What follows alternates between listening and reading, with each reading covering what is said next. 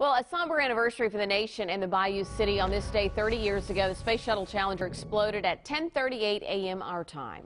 As you know, all 7 astronauts on board lost their lives. Today, there were memorials, public and private, held across the country and even in space. The most public service was at the Kennedy Space Center at Cape Canaveral, where the disaster happened just after liftoff.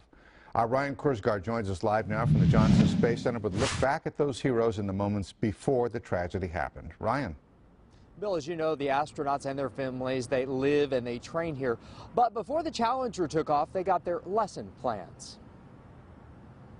1 month before the Challenger astronauts launched from the Kennedy Space Center in Florida, they came here to the Houston Museum of Natural Science for an astronomy lesson. We had the whole crew, and it was such an exciting time. I mean, it was just vibrating when they came in the planetarium, and everybody was sneaking around to get a view of them. Teacher Krista McAuliffe was to teach a science lesson from space. This is our life support. Vice President of Astronomy, Dr. Carolyn Sumners, helped with their lesson plans. It was one of the most emotionally charged crews. They were going to do so much. They represented so much.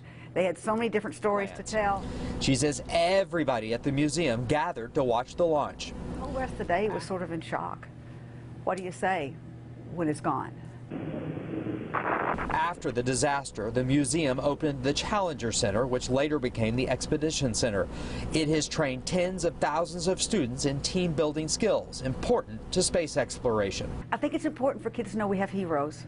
We have people who are willing to sacrifice their time and, on some occasions, their lives to make our lives richer. Now, coming up tonight at 6 o'clock, we will take a look at the future of NASA and what comes next. We're live at JSC. Ryan Korsgaard, KPRC, Channel 2 News.